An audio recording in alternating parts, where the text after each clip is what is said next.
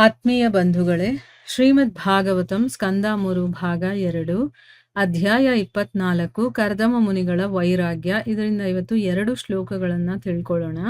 ಶ್ಲೋಕ 14.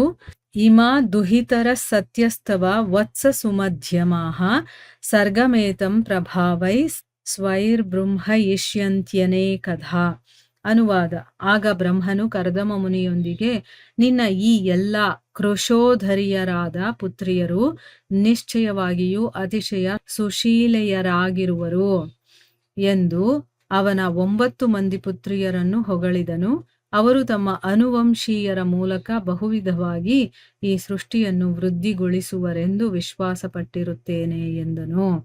ಶ್ಲೋಕ 15. ಅತಸ್ತ್ವಂ ಋಷಿಮುಖ್ಯೇಭ್ಯೋ ಯಥಾಶೀಲಂ ಯಥಾರುಚಿ ಆತ್ಮಜಾ ಪರಿದೇಹ್ಯದ್ಯ ವಿಸ್ತೃಣೀಹಿ ಯಶೋಭುವಿ.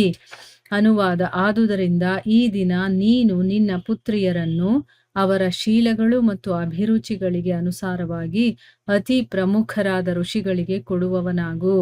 ಆ ಮೂಲಕ ವಿಶ್ವದಲ್ಲೆಲ್ಲ ನಿನ್ನ ಕೀರ್ತಿಯನ್ನು ಹಬ್ಬಿಸು. ಇವು ಶ್ಲೋಕಗಳು ಮತ್ತೆ ಅವುಗಳ ಅನುವಾದ.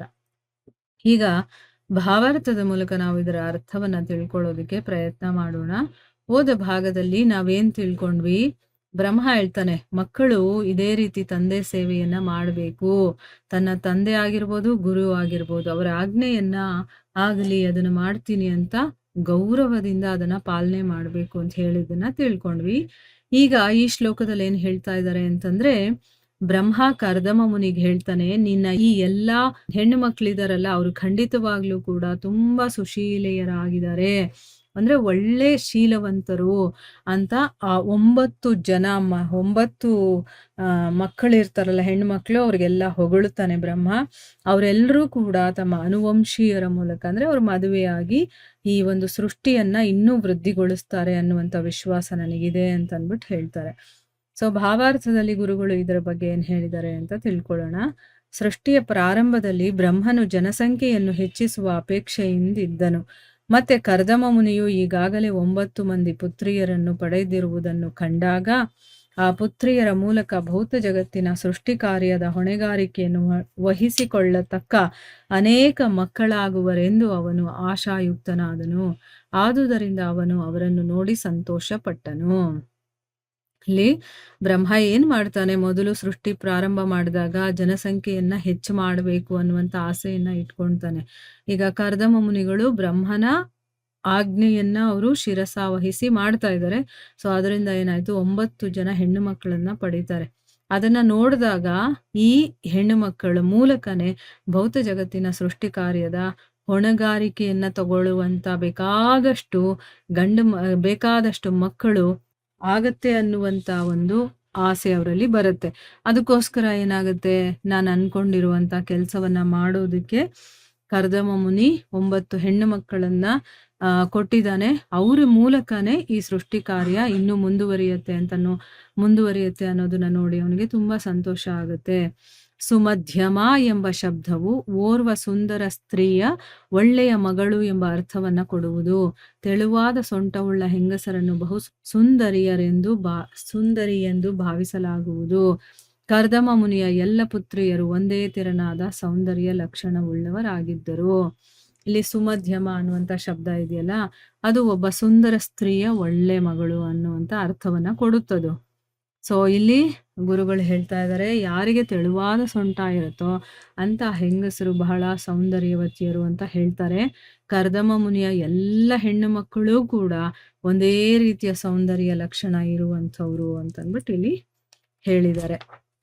ಇನ್ನ ಮುಂದಿನ ಶ್ಲೋಕದಲ್ಲಿ ಹೇಳ್ತಾರೆ, ಅದಕ್ಕೋಸ್ಕರನೇ ಈ ದಿನ ನೀನೇನ್ ಮಾಡು ಅಂತಂದ್ರೆ, ನಿನ್ನ ಹೆಣ್ಣು ಮಕ್ಕಳನ್ನ ಅವರ ಅಭಿರುಚಿ ಇರುತ್ತಲ್ಲ, ಅಂದ್ರೆ ಅವ್ರಿಗೆ ಏನ್ ಇಷ್ಟನೋ ಯಾರಿಷ್ಟನೋ ಅವರ ಒಂದು ಕ್ಯಾರೆಕ್ಟರ್ಗೆ ಅಥವಾ ಅವರ ಒಂದು ಮನಸ್ಸಿಗೆ ಯಾರು ಸರಿ ಹೊಂದುತ್ತಾರೋ ಅದಕ್ಕನುಸಾರವಾಗಿನೇ ಪ್ರಮುಖರಾದಂಥ ಋಷಿಗಳು ಇರ್ತಾರಲ್ಲ, ಅವರಿಗೆ ನಿನ್ನ ಮಕ್ಕಳನ್ನ ಕೊಟ್ಟು ಮದುವೆ ಮಾಡು.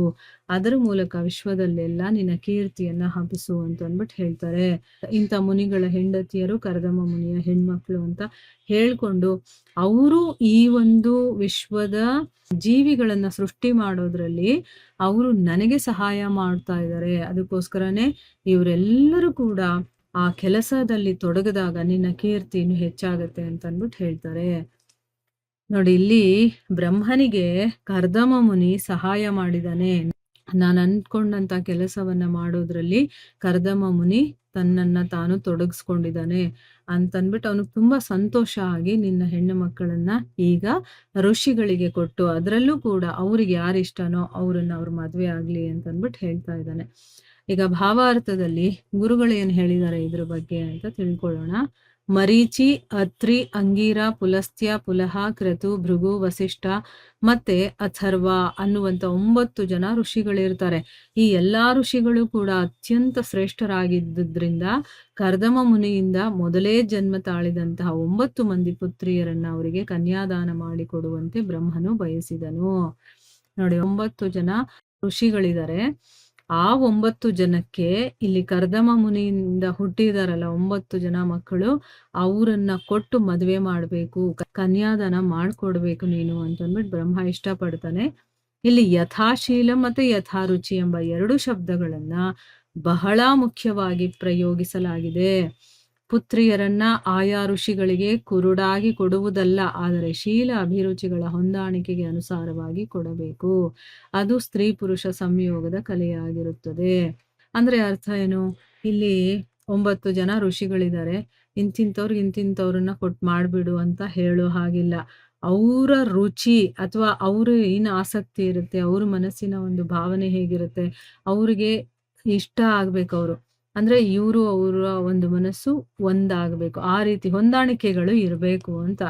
ಸೊ ಏನೋ ಒಂದು ಕುರುಡಾಗಿ ಹೆಂಗೋ ಒಂದು ಕೊಟ್ಟುಬಿಟ್ಟು ಮಾಡ್ಬಿಡೋದಲ್ಲ. ಇವ್ರಿಗೆ ಏನಿಷ್ಟ, ಅವ್ರಿಗೆ ಏನಿಷ್ಟ, ಎರಡರಲ್ಲೂ ಸ್ವಲ್ಪ ಆದ್ರೂ ಹೊಂದಾಣಿಕೆ ಇರ್ಬೇಕು, ಅದರ ಅನುಸಾರವಾಗಿ ಕೊಡ್ಬೇಕು ಅಂತ ಹೇಳ್ತಾ ಇದ್ದಾರೆ. ಇದನ್ನ ಸ್ತ್ರೀ ಪುರುಷ ಸಂಯೋಗದ ಕಲೆ ಅಂತ ಹೇಳೋದು. ಹೆಂಗಂದ್ರೆ ಹಂಗೆ ಮದ್ವೆ ಮಾಡ್ಬಿಡೋದಲ್ಲ. ಇಷ್ಟ ಇಲ್ಲ ಅಂತಂದ್ರು ಅವ್ರಿಗೂ ಇವ್ರಿಗೂ ಇವ್ರು ಮಾತಾಡೋದು ಅವ್ರಿಗೆ ಇಷ್ಟ ಆಗೋದಿಲ್ಲ, ಅವ್ರು ನಡ್ಕೊಳ್ಳೋ ರೀತಿ ಇವ್ರಿಗೆ ಇಷ್ಟ ಆಗೋದಿಲ್ಲ ಅಂತಂದಾಗ ಅದೇನಾಗುತ್ತೆ, ಆ ಒಂದು ದಾಂಪತ್ಯ ಜೀವನ ಚೆನ್ನಾಗಿ ನಡೆಯೋದಿಲ್ಲ. ಅದಕ್ಕೋಸ್ಕರ ಅವರಿಬ್ರು ಚೆನ್ನಾಗಿರ್ಬೇಕು ಅಂತಂದ್ರೆ ಹೊಂದಾಣಿಕೆ ಅನ್ನೋದು ತುಂಬಾ ಇಂಪಾರ್ಟೆಂಟ್ ಆಗಿರುತ್ತೆ. ಸೊ ಅದಕ್ಕೆ ಅವರ ಶೀಲ ಅಭಿರುಚಿಗಳ ಹೊಂದಾಣಿಕೆಗೆ ಅನುಸಾರವಾಗಿ ಕೊಡಬೇಕು ಅಂತ ಹೇಳಿದರೆ ಇದೇ ಸ್ತ್ರೀ ಪುರುಷ ಸಂಯೋಗದ ಕಲೆ ಅಂತ ಇಲ್ಲಿ ಗುರುಗಳು ಹೇಳ್ತಾ ಇದ್ದಾರೆ. ಇದರ ಮುಂದುವರಿದ ಭಾಗ ಇನ್ನೂ ಇದೆ, ಅದನ್ನ ನಾವು ಮುಂದಿನ ಭಾಗದಲ್ಲಿ ತಿಳ್ಕೊಳ್ಳೋಣ. ಹರೇ ಕೃಷ್ಣ.